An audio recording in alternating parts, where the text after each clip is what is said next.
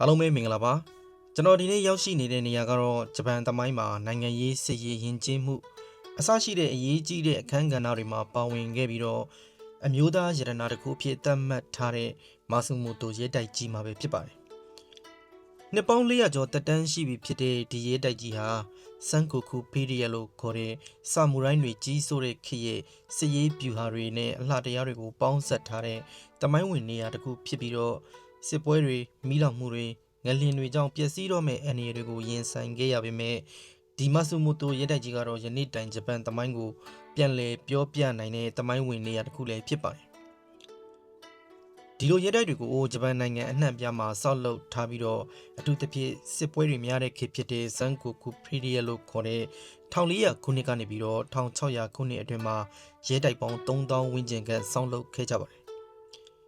်ဆောက်လုပ်ရတဲ့အဓိကရည်ရွယ်ချက်ကတော့အဲ့ဒီခေတ်ကာလတုန်းကဒိုင်းမျိုးလို့ခေါ်တဲ့နေစားပေစားတွေဟာကိုယ်နေမြေမြို့ရွာတွေကိုကာကွယ်ဖို့အတွက်ကုန်းမြင့်တောင်တန်းတွေပေါ်မှာရဲတိုက်တွေကိုအခိုင်အမာဆောက်လုပ်ခဲ့ကြတယ်လို့သမိုင်းမှတ်တမ်းတွေမှာဖော်ပြထားပါတယ်အဲ့ဒီခေတ်ကဒန်နိုလို့ခေါ်တဲ့ဘရင်အုပ်ချုပ်တဲ့စနစ်ဆိုပေမဲ့တကယ့်အာဏာရှိတဲ့သူကတော့ရှောဂန်လို့ခေါ်တဲ့နိုင်ငံရဲ့ကိစ္စအဝဝကိုစီမံအုပ်ချုပ်တဲ့သူပဲဖြစ်ပါတယ်သူရဲ့လက်အောက်မှာတော့မြို့တွေရွာတွေကိုစီမံအုပ်ချုပ်တဲ့ဒိုင်းမျိုးလို့ခေါ်တဲ့မြို့စားနေစားတထေးတကြွတွေပဲဖြစ်ပါတယ်သူတို့တွေကဒီလိုရဲတိုက်တွေဆောက်လုပ်ပြီးတော့မြို့တွေရွာတွေကိုကာကွယ်စောင့်ရှောက်ပြီးတော့ဆာမူရိုင်းလို့ခေါ်တဲ့စစ်တီတော်တွေကခါစားရတဲ့သူတွေပဲဖြစ်ပါတယ်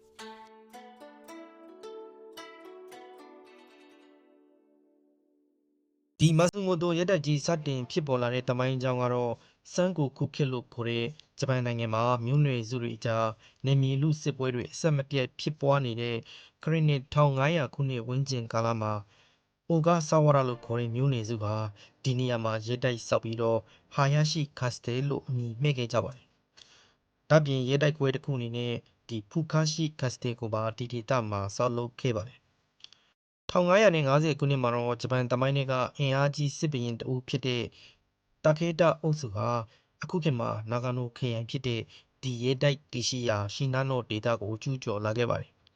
1550ခုနှစ်ဩဂတ်စ်လမှာအိုဂါဆာဝရာမျိုးနွယ်စုတွေရဲ့ဟာယာရှိကတ်စတယ်နဲ့ဒီဖူကာရှိကတ်စတယ်ရဲတိုက်တွေဟာရန်သူတာခေတာမျိုးနွယ်စုတွေလက်ထဲကျရောက်သွားခဲ့ပြီးတော့ရှီနာနိုဒေသကိုအုပ်ချုပ်နေတဲ့အိုဂါဆာဝရာမျိုးနွယ်စုရဲ့ခေါင်းဆောင်အိုဂါဆာဝရာနာဂါတိုကီဟာလည်းထွက်ပြေးတိမ်းရှောင်ခဲ့ရပါတယ်။တာကေတာမျိုးနွယ်စုတွေကဟာယာရှိကတ်စတယ်ကိုဖျက်ဆီးပစ်ခဲ့ပေမဲ့ပူကာရှိကတ်စတယ်ကိုတော့စစ်ရေးအတွက်ရေးပါတဲ့နေရာဖြစ်တာကြောင့်ဆက်လက်အသုံးပြုခဲ့ပါတယ်။ဒီရဲတိုက်မှာသူတို့ရဲ့ယုံကြည်စိတ်ချရတဲ့စစ်သူကြီးဘာဘာနော်ဘူးဟာရာကိုတာဝန်ပေးပြီးတော့မာဆူမိုတိုဒေတာတစ်ခုလုံးကိုထိန်းချုပ်ခဲ့ပါတယ်အဲဒီနောက်မှာတော့တာခေတာမျိုးနွယ်စုတွေဟာဥဝဲစုကိခန်းရှင်းအပါအဝင်တခြားအင်အားကြီးမျိုးနွယ်စုတွေနဲ့အပြန်အထန်စစ်ပွဲတွေဆင်နွှဲခဲ့ရပါတယ်1582ခုနှစ်မှာတော့အင်အားကြီးတာခေတာမျိုးနွယ်စုတွေပျက်စီးသွားတဲ့အချိန်ဖူကာရှိဂတ်စတယ်ဟာတိုင်းပြည်တစ်ခုလုံးကိုတိမ့်ပိုက်ပြီးတော့ဂျပန်နိုင်ငံကိုပထမအဆုံးအကြိမ်ပြန်လည်စီးလုံးအောင်စူးစမ်းနေတဲ့အင်အားကြီးဆုံးစစ်ဘရင်တိုဒါနော်ဘူးနာဂမျိုးနွယ်စုတွေရဲ့အင်အားအောက်ကိုထက်ရောက်သွားခဲ့ပါတယ်ဒါပေမဲ့တိတ်မကြခင်မှာပဲဂျပန်တမိုင်းကိုပြောင်းလဲစေခဲ့တဲ့ဖုန်နိုဂျီအင်စီဒန့်လို့ခေါ်တဲ့1582ခုနှစ်ဇွန်လ21ရက်နေ့မှာဂျပန်နိုင်ငံတိုကျိုမြို့မှာရှိတဲ့ဖုန်နိုဂျီဖျားကျောင်းမှာဖြစ်ပွားခဲ့တဲ့တမိုင်းဝင်လုံခြံမှုဖြစ်ပွားပြီးတော့အိုဒါနော်ဘူးနာဂစစ်ဘရင်ဟာလည်းလုံခြံခံလိုက်ရပါတယ်။အဲဒီနောက်ထိတ်ဆုံးကအင်အားကြီးစစ်ဘရင်ခေါင်းဆောင်မရှိတော့တဲ့နောက်မှာတော့ဂျပန်နိုင်ငံတော်ဝန်စစ်သူကြီးတွေကြားအာဏာလွှဲမှုတွေပြန်လည်ဖြစ်ပေါ်လာခဲ့ပြီးတော့ဒီဖူကာရှိကတ်စတယ်ကိုအိုဂါဆာဝရာမျိုးနွယ်စုတွေကပြန်လည်ရယူနိုင်ခဲ့ပါတယ်။အဲ့ဒီအချိန်ကစပြီးတော့ဒီရဲတိုက်ကိုမာဆူမိုတိုကတ်စတယ်လို့အမည်ပြောင်းခဲ့ကြပါတယ်။1590ခုနှစ်မှာတော့အင်အားအကြီးဆုံးခေါင်းဆောင်ဖြစ်တဲ့တိုယောတိုမီဟီဒေယောရှိဆိုတဲ့သူဟာဂျပန်နိုင်ငံကိုစီးလုံးနိုင်ခဲ့ပြီးတော့တိုခုဂါဝမျိုးနွယ်စုတွေကိုကန်တိုဒေသစီပြောင်းရွှေ့စေခဲ့ပါတယ်။အဲ့ဒီအချိန်ဒီမာဆူမိုတိုရဲတိုက်ကိုအုပ်ချုပ်သူဖြစ်တဲ့အိုဂါဆာဝရာမိသားစုဟာလည်းထွက်ခွာခဲ့ရပြီးတော့သူတို့အစားအီရှိခါဝခါဆုမဆာနဲ့သူတာယာဆုနာဂါတို့ကဒီရဲတိုက်ကိုပြန်လည်ပြောင်းလဲအုပ်ချုပ်ခဲ့ပါတယ်ဒီနေ့ကျွန်တော်တို့မြင်နေရတဲ့အနက်ရောင်ခံညားလာတဲ့ရဲတိုက်ပုံစံဟာအီရှိကာဝမိသားစုလက်ထက်မှာပြန်လည်တည်ဆောက်ခဲ့တာပဲဖြစ်ပါတယ်။ဒါပြင်ရဲတိုက်ပတ်ပတ်လည်ခံတပ်နေရံတွေနဲ့ မြို့ဖွဲ့စည်းပုံတွေကိုပါအကြီးအကျယ်ပြုပြင်တည်ဆောက်ခဲ့ကြပါတယ်။လူအများစုကယုံကြည်ကြတာကတော့ဒီရဲတိုက်ကြီးကိုဒီလောက်ခိုင်မာအောင်ဆောက်လုပ်ခဲ့တာကတိုခုဂဝလေယာစုအင်အားကြီးလာမှုကိုထိန်းချုပ်ဖို့နဲ့ကာကွယ်ရေးအတွက်ဖြစ်နိုင်တယ်လို့လည်းဆိုကြပါတယ်။အေရိုခေရောက်လာတဲ့အခါမာဆူမိုတိုရဲတိုက်ဟာစစ်ရေးခံတပ်တစ်ခုတည်းမဟုတ်တော့ဘဲနဲ့မာဆူမိုတိုဒုံမင်းကိုအုပ်ချုပ်တဲ့နိုင်ငံရေးဗဟိုချက်တစ်ခုလည်းဖြစ်လာခဲ့ပါတယ်။ဒါပေမဲ့ဒီရဲတိုက်သမိုင်းမှာဝန်းနေစရာအဖြစ်အပျက်တွေလည်းရှိခဲ့ပါတယ်။1686ခုနှစ်မှာဂျော့ကီယော့ uprising လို့ခေါ်တဲ့လေသမားအရေးအခင်းဖြစ်ပွားခဲ့ပါတယ်။တီးနှံမထွက်မှုအခွန်အလွန်ကြုံကောက်ခံမှုတွေကြောင့်လေသမားတွေအလွန်ဒုက္ခရောက်ခဲ့ကြပြီးတော့တာဒခါဆုကေဦးဆောင်တဲ့လေသမားအုပ်စုကအာဏာပိုင်တွေကိုတရားမျှတမှုအတွက်တောင်းဆိုခဲ့ပါတယ်။နောက်ဆုံးမှာတော့လေသမား1000ကျော်ဟာမာဆူမိုတိုရဲတိုက်ကိုဝိုင်းထားတဲ့အထိအခြေအနေတွေပြင်းထန်သွားခဲ့ပါတယ်။အုပ်ချုပ်သူတွေဘက်ကတောင်းဆိုချက်ကိုလက်ခံတယ်လို့ပြောခဲ့ပေမဲ့အခြေအနေတည်ငြိမ်သွားတဲ့နောက်မှာတော့ခေါင်းဆောင်တာဒခါဆုခေနဲ့အပေါင်းအဖော်တွေအပါအဝင်မိသားစုဝင်28ဦးကိုတေတံပေးခဲ့ပါတယ်။1929ခုနှစ်မှာရဲတိုက်ရဲ့အဓိကနန်းဆောင်ဟာမိလောင်ပျက်စီးသွားခဲ့ပြီးတော့အုပ်ချုပ်ရေးတွေကိုအခြားအဆောက်အအုံတစ်ခုကနေဆက်လက်လှုပ်ဆောင်ခဲ့ရပါတယ်။明治ခေတ်ဖြစ်တဲ့1882ခုနှစ်မှာဒီအစိုးရကဒီရဲတိုက်ကြီးကိုဖျက်သိမ်းရောင်းချဖို့လေလံတင်ခဲ့ပါတယ်။တချင်ကဂျပန်စစ်ဘီရင်တွေနေထိုင်ခဲ့တဲ့ဒီသမိုင်းဝင်ရဲတိုက်ကြီးကို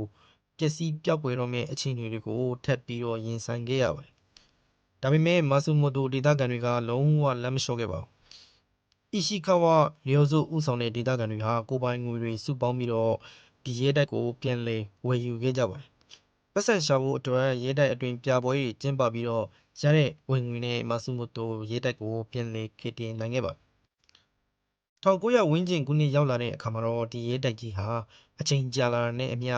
အနှဲငယ်စောင်းလာပြီးတော့ပြိုလဲမဲ့အခြေအနေတွေဖြစ်လာခဲ့တာကြောင့်ဒေသခံတွေဥဆောင်ပြီးတော့ Meiji Great Restoration လို့ခေါ်တဲ့ပြန်လည်ပြုပြင်မှုကြီးကို10နှစ်နီးပါးကြာအောင်လှုပ်ဆောင်ခဲ့ကြရပါတယ်။1936ခုနှစ်မှာတော့ဒီမာဆူမိုတိုရဲတိုက်ဟာဂျပန်နိုင်ငံရဲ့ National Treasure ဒီအမျိုးသားရတနာအဖြစ်သတ်မှတ်ခံခဲ့ရဒုတိယကမ္ဘာစစ်ပြီးတဲ့နောက်1946ခုနှစ်မှာ GHQ အဖွဲ့မှဒီပညာရှင်တဦးကဒီရဲတိုက်ကိုစစ်ဆေးခဲ့ပြီးတော့အရေးပေါ်ပြုပြင်မှုမလုပ်လို့ရှိရင်ပြိုကျနိုင်တယ်လို့သတိပေးခဲ့ပါတယ်။အဲဒါကြောင့်1950ခုနှစ်ကနေပြီးတော့1955ခုနှစ်အထိ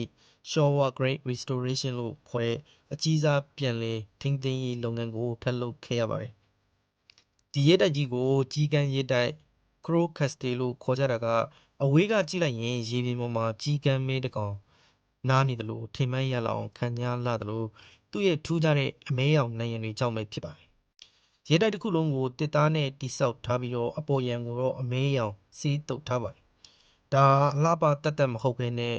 စစ်ပွဲကာလမှာရဲတိုက်ကိုစွတ်စွတ်မှုကနေပြီးတော့ကာကွယ်ဖို့နဲ့ရေရှည်ခံနိုင်မှုအတွက်တိဆောက်ထားတဲ့နည်းပညာတစ်ခုလို့ဆိုရမှာဖြစ်ပါတယ်။ဒါပြင်အတွင်းထဲကိုဝင်လိုက်တာနဲ့ရေဟောင်းတစ်သားနှံတွေကခေတ်အဆက်ဆက်သမိုင်းကြောင်းကိုပြန်လည်မြင်အောင်လာတယ်လို့ခန်းစားရစေပါတယ်။မတ်ဆောက်နေတဲ့လေကားတစ်တွေရန်သူတွေကိုချောင်းမြောင်းပစ်ခတ်ဖို့ဖောက်ထားတဲ့လှုပ်ဝက်အပေါက်တွေကလည်း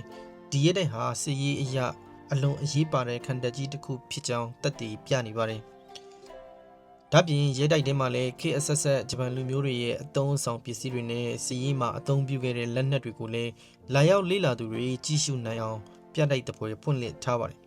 ။ရဲတိုက်ရဲ့အပေါ်ဆုံးတက်ကိုရောက်တဲ့အခါမှာတော့မာဆူမိုတိုမြို့ရဲ့ရှုခင်းကို360ဒီဂရီမြင်တွေ့ရနိုင်ပြီးတော့လှပတဲ့သဘာဝတောတောင်တွေနဲ့ရှုခင်းတွေကြောင့်ပင်ပန်းမှုတွေကိုပြပြောက်သွားတယ်လို့ခန်းစားရစေနိုင်ပါတယ်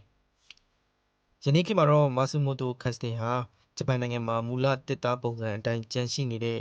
ရဲတိုက်12ခုတည်းကတစ်ခုအပါအဝင်ဖြစ်ပြီးတော့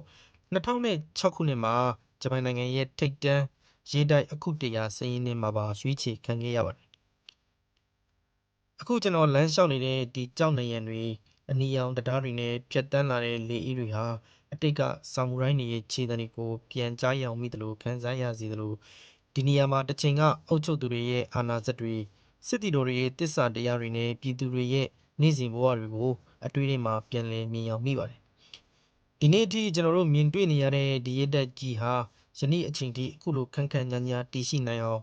ခေတ်အဆက်ဆက်စစ်ပွဲပေါင်းများစွာကိုဖျက်ဆီးခဲ့ရတယ်လို့ကံကောင်းစွာနဲ့ပဲမိဘေးငလျင်မေးတွေအပြင်ဒုတိယကမ္ဘာစစ်အတွင်း ဘုံကျဲတက်ခိုက်မှုတွေကနေပါအံ့ဩစရာကောင်းလောက်အောင်အန်တုခဲ့ရတယ်လို့နောက်ကွယ်မှာလည်းဒေသခံတွေရဲ့တွေးချွေတွေနဲ့ယင်းနှီးပေးဆက်မှုတွေအများကြီးရှိခဲ့ပါ ဒါကြောင့်မဲဒီရဲတိုက်ကြီးဟာဂျပန်နိုင်ငံရဲ့တမိုင်းဝင်အဆောက်အအုံတစ်ခုဆိုတာထက်ဒေသခံပြည်သူတွေရဲ့အသက်သွေးကြောတွေဖြစ်တယ်လို့သူတို့ရဲ့ရှေးခေတ်အတိတ်တမိုင်းကယဉ်ကျေးမှုတွေကိုပါထိမ့်သိမ့်ခြင်းတဲ့စိတ်ဓာတ်တွေကြောင့်ယနေ့တိုင်ရှင်သန်နေတာပဲဖြစ်ပါတယ်ဒီမာဆုမိုတိုရဲတိုက်ကိုလာရောက်လဲပတ်တဲ့အခါတာမန်ခီးသွွားတစ်ယောက်အနေနဲ့တပ်ပုံရိုက်ပြီးတော့ပြန်သွားဖို့ထက်ဒီရဲတိုက်ကြီးရဲ့နေရန်တစ်ခုချင်းစီတစ်သားတိုင်တစ်ခုချင်းစီမှာတမိုင်းရဲ့အသက်ဝင်နေပုံကိုခန်းစားကြည့်ဖို့လဲအကြံပြုလိုပါတယ် စစ်ပွဲတွေခေတ်ကာလတွေပြောင်းလဲသွားပေမဲ့ဒီရဲတပ်ကြီးကတော့ယနေ့တိုင်အေဂျင့်တိတ်ဆိတ်စွာနဲ့ပဲရှေးခေတ်ဂျပန်နိုင်ငံရဲ့နိုင်ငံရေးစစ်ရေးယဉ်ကျေးမှုစတာတွေကိုကမ္ဘာလက်ခီးသွားတွေပြန်လဲတောက်ဝင်လာအောင်ပြန်လဲပေါ်ဆောင်ပေးနေတဲ့နေရာတစ်ခုပဲဖြစ်ပါတယ်ဒီလိုတမိုင်းဝင်နေရာတွေကိုတန်မိုးထားထိမ့်သိမ့်ခြင်းဟာ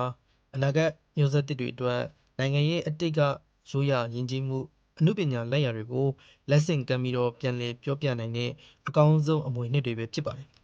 ကျွန်တော်တို့မြန်မာနိုင်ငံမှာလည်းကမ္ဘာလက်ခီးသွားတွေကိုဆွဲဆောင်နိုင်တဲ့ဒီလိုတမိုင်းဝင်နေရာတွေအများအပြားရှိတာမို့တန်မိုးထားထိမ့်သိမ်းဆောက်ရှောက်ကြဖို့လည်းတိုက်တွန်းချင်ပါတယ်။ဒါကတော့ဂျပန်တမိုင်းမှာစစ်ရေးနိုင်ငံရေးအစရှိတဲ့ကဏ္ဍတွေမှာအရေးပါတဲ့ရေးတိုက်တွေကတစ်ခုအပါအဝင်ဖြစ်တဲ့မာဆူမိုတိုရေးတိုက်ကြီးနဲ့ပတ်သက်တဲ့တမိုင်းကြောင်းတွေပဲဖြစ်ပါတယ်။အဆုံးထိနားထောင်ပေးတဲ့အတွက်အားလုံးကိုကျေးဇူးအများကြီးတင်ပါတယ်။ဒီလိုဂျပန်နိုင်ငံနဲ့ပတ်သက်တဲ့စိတ်ဝင်စားဖွယ်ရာတမိုင်းကြောင်းတွေဘဝတုဒအကြောင်းအရာတွေကိုနားထောင်ခြင်းနေဆိုရင်တော့ကျွန်တော်ရဲ့ channel လေးကို subscribe လုပ်ပြီးတော့ notification ဘုတ်တန်လေးကိုနှိပ်ခဲ့ဖို့တောင်းဆိုချင်ပါတယ်အားလုံးပဲကျေးဇူးအများကြီးတင်ပါတယ်